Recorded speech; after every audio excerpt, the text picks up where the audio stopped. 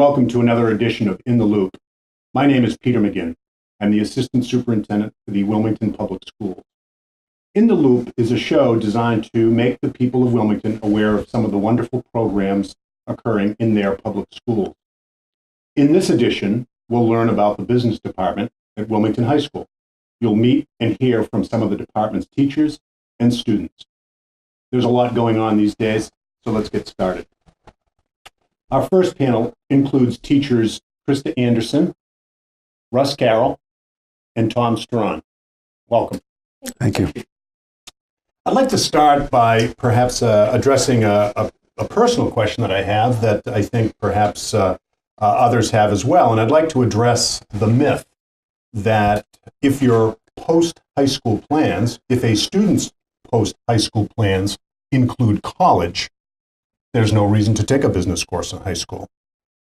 Krista, how do you respond to that? Yeah, personally, when I was going to high school, I never had the opportunity to take a business class. And I feel that was a detriment eventually to my education. I ended up going into a liberal arts college and studying a subject, and I had no idea what I was going to do. I had no knowledge of what jobs were available. I had no idea what I'd end up being employed at.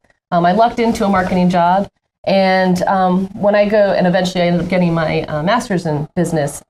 Right now, when I look at students, I say, what a great opportunity for them to learn about business, because eventually they're going to have to be employed. And being employed, even if you're working for a public or a private institution, they need to understand how a business works and how they can have a fulfilling career in business and understand what fits. Part of, I believe, exploring business in the high school is to start selecting things that interest them and eliminating things that don't interest them so they can kind of develop a career path that makes sense. A lot of people are spending $40,000, $50,000 these days, even just going to after high school to study business. They may not like it. They might decide they want to go into nursing. Well, why take that step then? Why don't they just learn now and learn it that way? And one additional point as well is right now with the economy the way that it is, there's a lot of talk that students aren't being educated enough on how to manage their own finances, and we feel it's so important that students understand how to budget money both personally as well as a business so that we don't run into the economic mess that we are right now. Okay.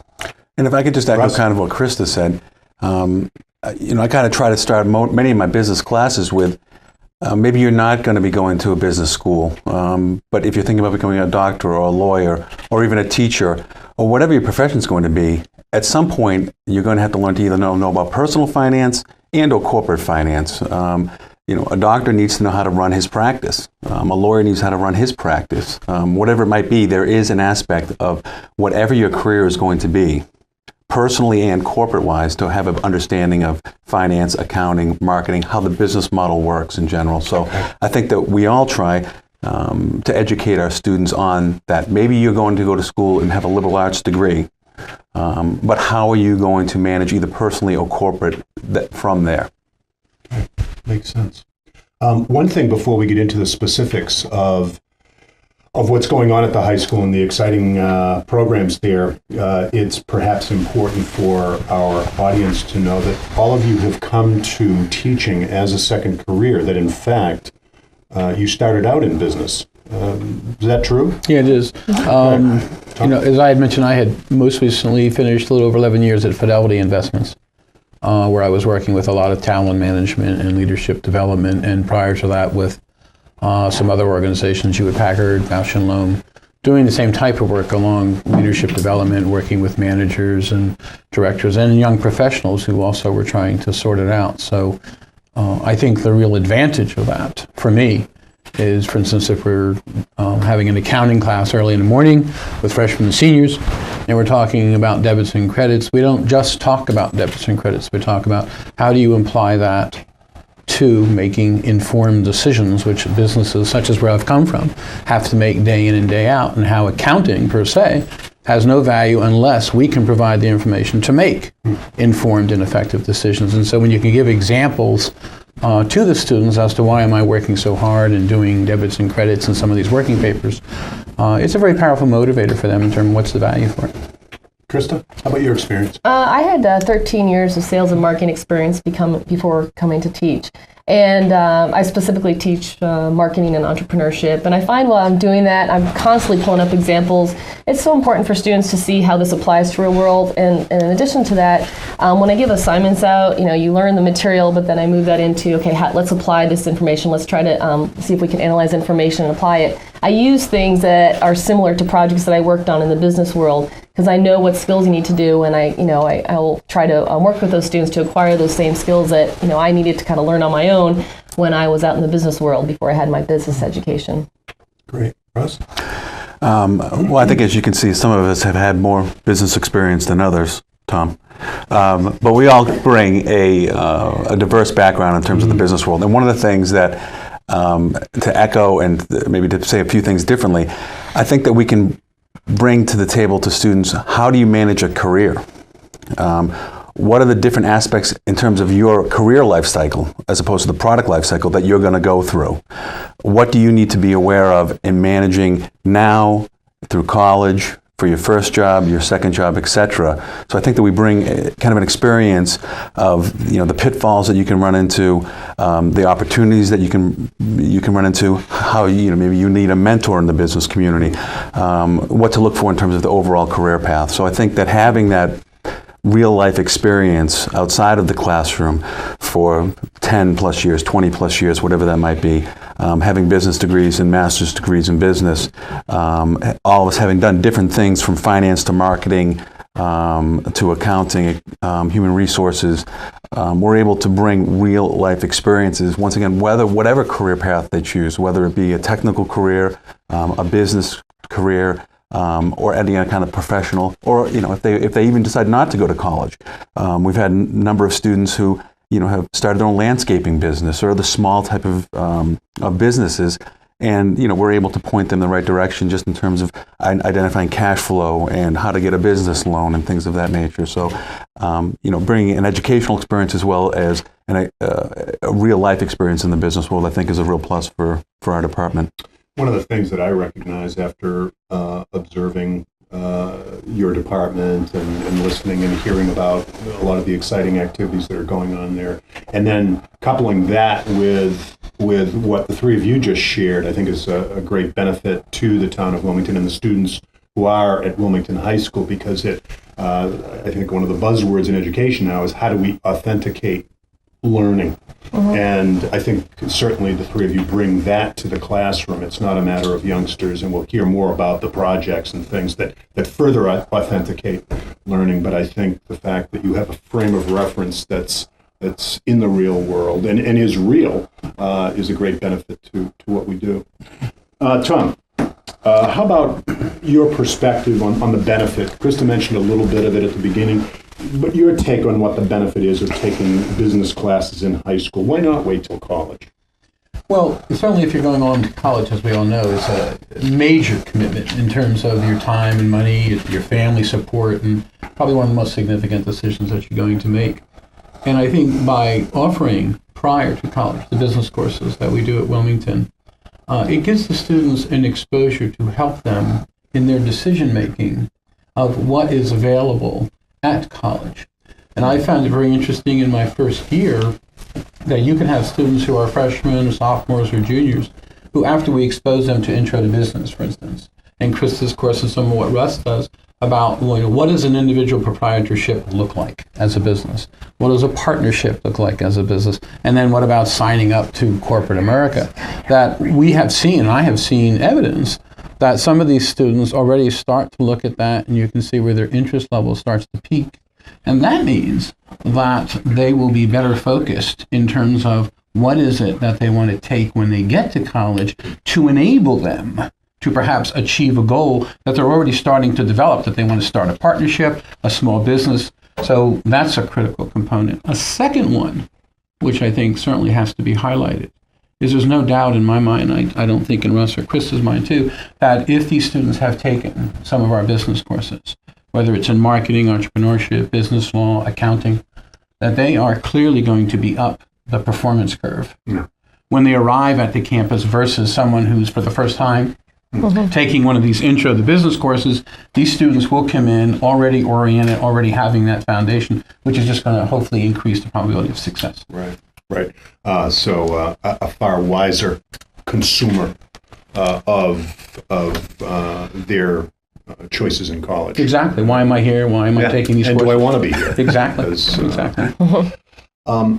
We've heard an awful lot about DECA, Krista, and could you explain, and we'll talk a little bit more about Sure. DECA as we go along in the program, but can you give us an overview of what DECA is? Sure. A lot of students actually ask me that because they're starting to see DECA around the high school. This is actually we revitalized in the last year. We revitalized last year, so we're just starting to kind of get up and running. It's a national organization. It's been around since the 1950s, and it used to stand for Distributive Education Clubs of America, and they shortened that to DECA. They kind of dropped the distributive education. And if you were to look at what distributive education means, it basically means that you're partnering education with actual business experience. So today, what DECA strives to do nationally, and actually we're international. They have people in Germany, Mexico, Guam, Canada. What they're trying to do is really make sure that when students are in the classroom, they're getting the opportunity to really explore different opportunities about different careers. For instance, one aspect of DECA is that students can compete, and while I teach, say, marketing, there's a specific competition in sports and entertainment marketing, so students are able to explore perhaps that career or finance or hotel and lodging, any interest, just to explore different opportunities. DECA, as a club locally at Wilmington, we strive to do the things that DECA as a national club does, which is enhance leadership abilities. We have officers, we have people who can run events, people can rise up the ranks and be leaders within DECA. We also try to do some sort of fundraising to do some charity work so that we can raise their level of understanding of giving back to the community. Additionally, we try to raise their understanding of what we call I did leadership, community giving, what we call social intelligence, where they get to learn how to actually act professional. DECA, we all have to wear professional gear. We need to look professional, so it's some kind of a way to how do you actually act in a business world. So we try to accomplish all those different things with students. In the meantime, I had a student who just came back from a state competition, and a student said, "Mrs. Anderson, everyone should join DECA." And as much as I would like that, we want kids who are really interested, but the kids really seem to enjoy it because socially it is fun. They get to really build their self-esteem through the club, through either the local level or up to national level, which I'll talk about later. Good. And we will come back to that and hear a little bit more about the recent competition and the success of the Wilmington High School DECA Club and what's in store for them down the road. But before we leave that, I also wanted to connect DECA and ask Russ, how does the high school's mission statement align with DECA's goals? Well, if you heard Krista talk about kind of DECA's pyramid of their mission statement, it almost aligns directly with what Wilmington High School's mission statement is in terms of trying to develop effective problem solvers. And not only does DECA that, and I won't talk much about DECA because we're going to come back to that, but I'll just say within our department, our curriculum and the way we instruct students, we do align it with the mission statement, trying to be effective problem solvers, effective communicators, be cultured individuals, understanding the global economy, working within the community to give back to the community, and leadership. So we certainly try to strive to touch on all aspects, which our mission statement at the high school would almost look like a mission statement for a business. What kind of employees are you looking for? And you're looking for the effective communicators, leaders, problem solvers, cultured individuals, people that give back to the community. So certainly DECA, which we'll talk on in a second, talks about those things, but also within our classes, we address the mission statement of the high school by trying to address those points in our class. And, just to talk briefly about what she mentioned about DECA in terms of one of the things, besides just the nuts and bolts of understanding business, how do you do understanding a balance sheet, understanding an income statement, understanding product pricing, etc., the product life cycle.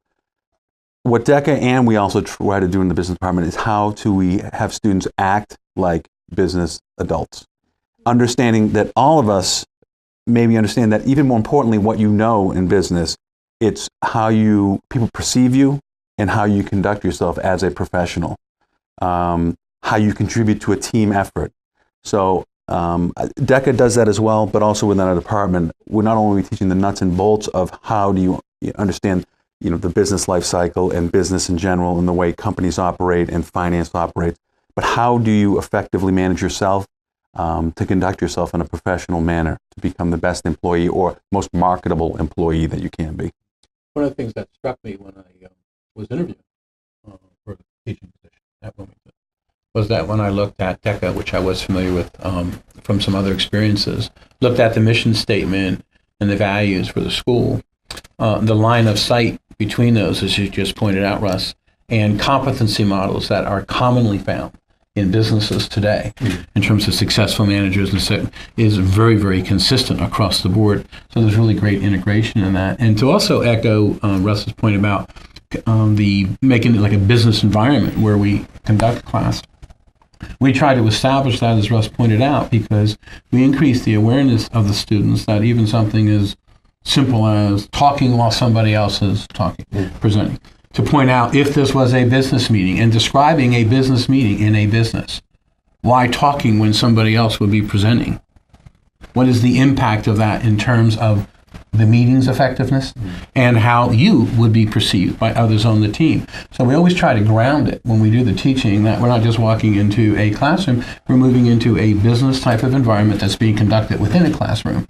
And the sooner they start to develop that awareness, which most of them, of course, don't have, and we help them with that, again, we're after increasing the probability of success for the students when they go off to the business world. Final question for this portion of our show. We have a limited amount of time. We have 180 days that youngsters come to school. Our school day is limited, and there are a lot of competing courses. And what, as you look into the future, and what portion of the high school can you hope to work with? Well, I would hope it would be 100%, and I don't mean that kiddingly. I agree. I agree. I think we'd be doing a disservice to our students in the community if 100% of the students were not taking at least certain classes to give them a base for success. Everyone is going to be dealing with business, whether it's their own personal business or business as an employee. You're going to be working doing something. Yeah. So I really think that it's vitally important that all students have at least some baseline of knowledge that we would provide them. Hopefully it would be greater. They would embrace it and want to move on from there, understand that maybe they would choose another direction. But I think that it is important to the community that our students are educated. And I think that just what's going on in the world right now is a perfect example of why everyone needs to have an understanding of many aspects of personal finance and corporate finance. And to add to that, we have changed in the last year, so maybe many of the residents of Wilmington aren't aware of the changes, especially those who are students coming up into the high school. But this past year, we added a whole bunch of new classes. Last year, the only business content course that we taught was honors marketing, and we had computer courses. They changed things up a little bit at the high school, and now we're offering accounting, we're offering entrepreneurship, we're offering business law and ethics, we're offering intro to business. I think that's a course that we recommend that most students, especially sophomores, try to take. It gives you a sampling of everything that's going on there. And then we also teach financial literacy is a new one, and we're really encouraging also, especially the upperclassmen as they get ready to graduate, are familiar with how to manage their finances for that. So there's a lot of great courses that we're offering. That's why we're able to bring on an additional teacher this year. There's interest in it, and so students seem to be responding very well to the courses that we're offering. Great. Okay. Thank you very much for being here today. When we come back, you'll meet and hear from students both past and present.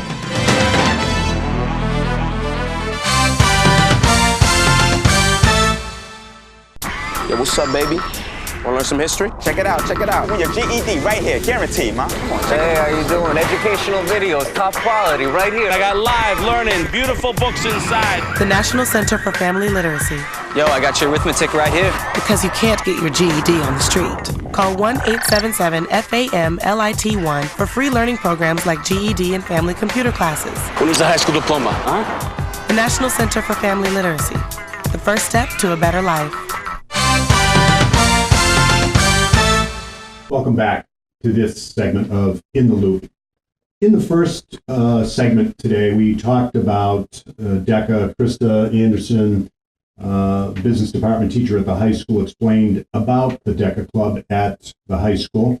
And we briefly mentioned the competition. So we're going to talk a little bit more about that in this segment, and also hear from a former student and his recollection of his participation in DECA and what's that meant to him as he's gone on to college. So, Krista, would you mind introducing our former student? Yes, I'd be happy to. This is Anthony Liberatore. He was in my honors marketing class last year, Wilmington High School, class of 2008. He's now attending LaSalle College in Newton. Great. Welcome, Anthony. Nice to have you here. Thank you for taking time to come and join us. No problem.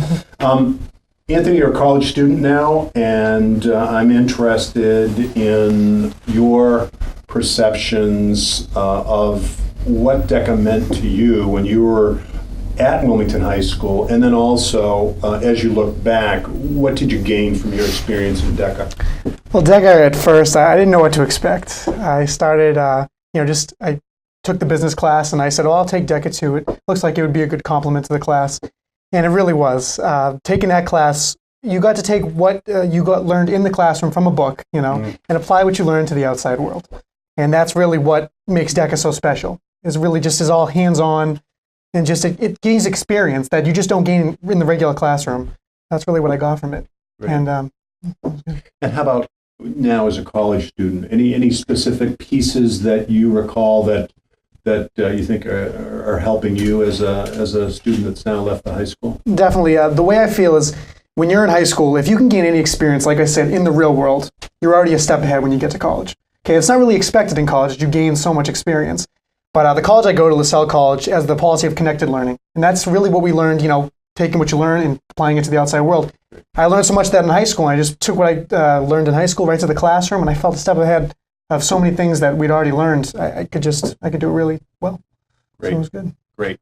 I'm going to ask Krista to tell us about this year's competition and also how the community can support the competitors from Wilmington High School in the DECA competition. And Anthony, please feel free to add anything as we go along with your experience with the competition in past years. Actually, Krista, go ahead. Yeah, actually, I wouldn't mind if Anthony, maybe you could give people a rundown of how the competition works, if you can recall last year. I can remember.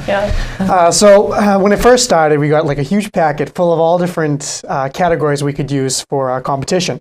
Our first competition's districts. From districts, if you get in first, second, or third place, you move to states. Then from there, you move to nationals. So basically, you're looking through all the different categories you could pick, and you have to think of what you could do well in a role play as well as a test. So something you're interested in. I happen to choose automotive, and I've had an interest in automotive, but I wasn't looking to pursue a career in the automotive field. But I did it anyways, and I just realized how much just basic knowledge you can apply to automotive and any other category that you pick. It's all basic marketing skills, or whatever kind of skills would apply to your specific category. And you can use that to just come up with different points, and you can just use basically the same things for everything. It's all kind of the same. You have an example? Yes, for so for automotive, I had to many times talk about just basic, like a service station. I had to talk about how to make it better. You can make a service station better without talking about anything about what kind of gasoline they use or any specifics. The same way you talk about how you make a store better, how to get more people to your store. The same. It's like a business. Everything's a business, and so I can use basic understanding of business, apply it to a service station, and how to gain more popularity for it. Great. So students are required in these to. There's a few different options to compete, but one of the options that Anthony chose, where you do a role play, is when students actually have to meet with a judge who's a business leader in the community, and they're given a business situation and a few minutes to assess it, and then they actually have to go and meet with the judge and come up with a solution to the problem while addressing different business factors. So they're kind of using higher level thinking as they're addressing the solution, and that's coupled with a test that they take, a multiple choice test on marketing knowledge. And Anthony had the good fortune, he didn't tell everybody that he, not only was he a state champion, he went on to compete to nationals, which was really great. And I was able to bring him and two other students down to Atlanta last year. One other thing I just want to add about competition is this year, since we did add entrepreneurship into our product mix, if you will, or course offerings at the high school, we were able to bring three students over to states to compete their business plans, which is the plan that just demonstrates how they would actually start up and run their business. And two students won second and third place in the state on that business plan, and that was Kenny Vasallo and Samantha Palermo. And they're going to be going with me to California, as well as Corey Kulex, who won third place in automotive, which happened to be the same category that Anthony was in, and he's going to California as well. Each year, DECA has a different location that they have national competition. There's going to be 13,000 students at national competition.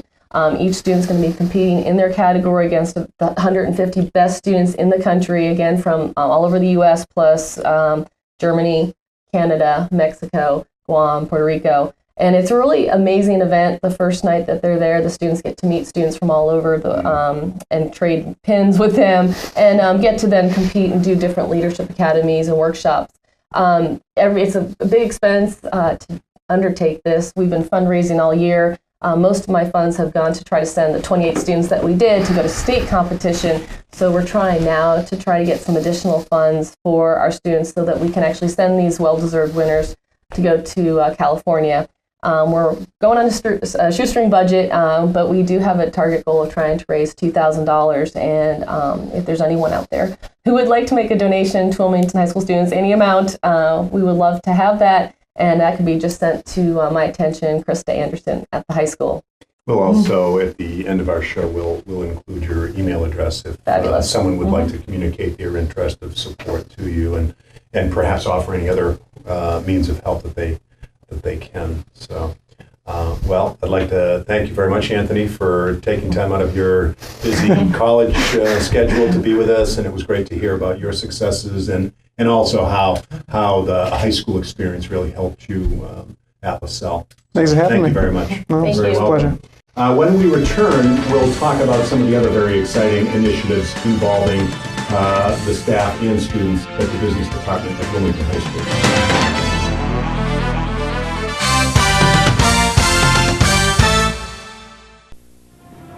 If there be time to expose through discussion the falsehoods and the fallacies, the remedy to be applied is more speech, not enforced silence. Public, educational, and governmental access television is such a remedy, providing every community with a forum for free expression. PEG Access empowers every voice to be heard. It's the freedom to communicate, and it's only on cable.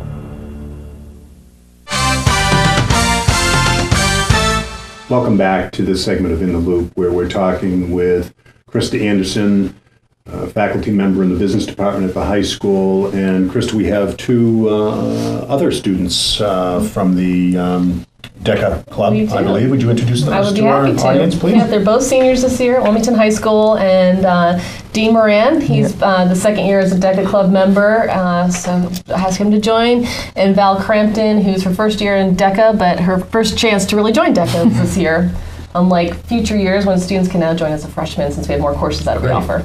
Great. Welcome to the both of you. Thank you. Val, could I start?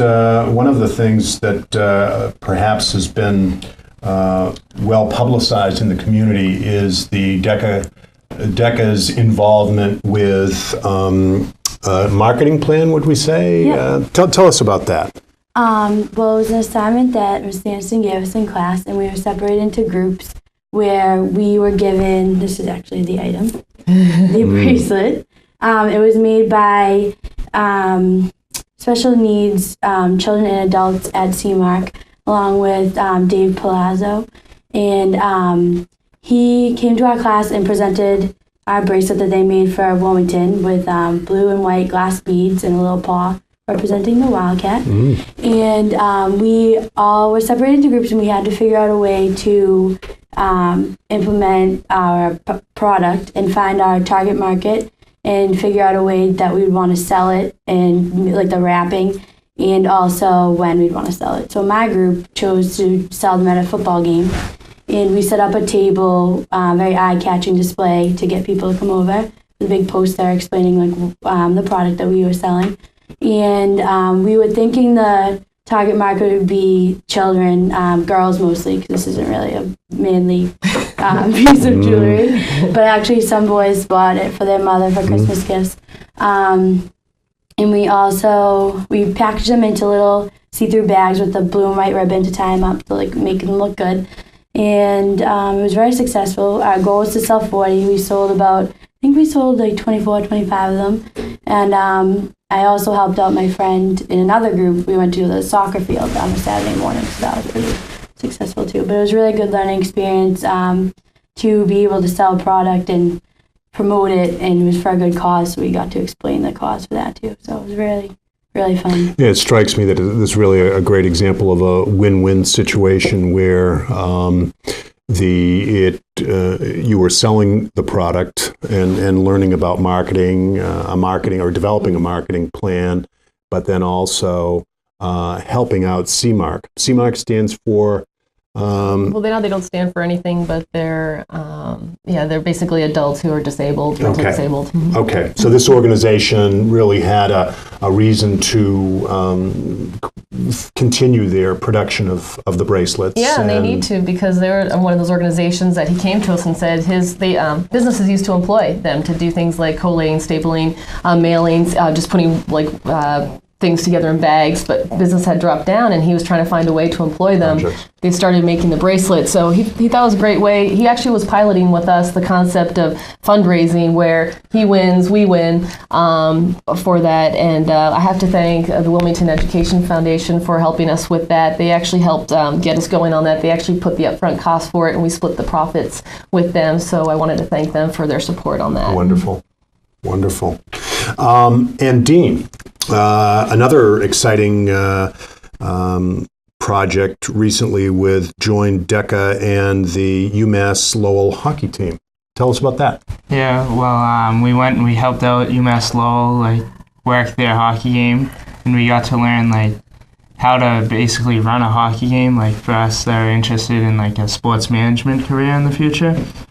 So some kids, got to get sponsors for the game so they could put ads in the flyer, program, I guess. Yeah, the program that they give out before the game.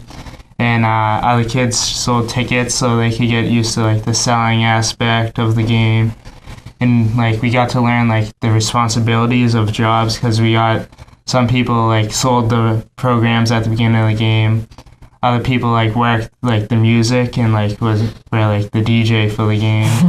And some kids worked the penalty box, had to open and close the doors. So that must have been very exciting. It sounded like you were really involved in many aspects of the entertainment. The primary entertainment is the hockey game, but as we all know, when we go to sporting events, there's so many other parts of it, and it seems like the experience really allowed you to the DECA students, Wilmington High students, to really get in and manage that whole piece. Yeah. What was the most enjoyable part for you? Or well, I got to run the penalty box. I was one of those people, so it's pretty fun, running the penalty box. Good. I thought I have some great footage of Katie Ray, who's actually on the girls hockey team. She was their mascot, which is Riverhawk, the Riverhawk, and so she was phenomenal because you wouldn't know that it was her in there. She was afterwards she was sweating, but she was dancing with the music and doing a great job. People were coming up and taking pictures with her. So they really got, I believe, Val was there as well, but got to kind of shadow the different jobs there. Maybe did you have anything about the experience? I was at the info table at the beginning of the game selling programs, and then I got moved to a different table doing a raffle. It was actually called, it was pick a stick, and there was containers of all the players on the team and the coaches, and you would buy a ticket for $2 and then 8 for $5, and you put your name and number on the back and put them in the player's stick, and if you win, they'll call you and you actually win their stick, their favorite stick. So it's pretty cool. They present stick to you on the ice, so that was pretty cool. Yeah. One question I have for either of you, if you have that opportunity to do that next year, that same kind of production with UMass Lowell, are there any things that you'd do differently that you learned this year? Or anything you'd add to the program? I'd probably be a little bit more like loud about it, like, oh, come over here, like interacting with the fans walking by. I was just kind of nervous because it wasn't like it wasn't my thing to sell, so I don't know, helping out ULO now that I know how to do it. Well, that's a great experience, just again, getting that type of thing where you've experienced it, if you like it or don't like it. And that's really the goal that we're trying to set for our students, is giving them experiences so that they can know whether they like it or don't like it. I had another student who's a natural born seller, and he loves to do anything that's with selling or fundraising. He's like, I can do it, I can sell it. So people find different niches, and I think ultimately that's what we're trying to accomplish with DECA and in the business department, is offer people opportunities to try different things. Sometimes things spark an interest that might not otherwise have been there, and they're excited about it. And as a teacher, I love to see students get excited about their work. And as students, I hope that they have valuable experiences with that. Yeah. As was said by your peers, Mrs. Anderson, back at the opening segment about why take a business course in high school, and I think you just reiterated the fact that, and Val mentioned, next time I'd be a lot more confident, and again, that the idea of getting that experience so that when you're either in college or out there in the business world, you've had the experience, you feel confident, and you have a sense of how to do things rather than being a first-time learner, and so I think that's really quite a positive aspect of what the business department offers the students at Wilmington High School. And just to conclude our segment or this edition of In the Loop, there's a lot said today in education circles about making learning authentic, making it relevant for students rather than reading about marketing and managing and memorizing the do's and don'ts. It's more meaningful to get out and do it, as I think you've heard from our students and teachers today. I'm sure the students of Wilmington High School have learned more by doing rather than reading about those aspects of the business world. They've made mistakes and they've had successes. If you'd like to learn more about DECA and the business department, or would like to support our competitors, as Krista mentioned, her name and the address at the high school, and also at the scroll on the bottom of this program, we'll give you Krista's email address. So I'd like to say thanks for tuning in. I'd like to thank our guests, and look forward to another edition of In the Loop.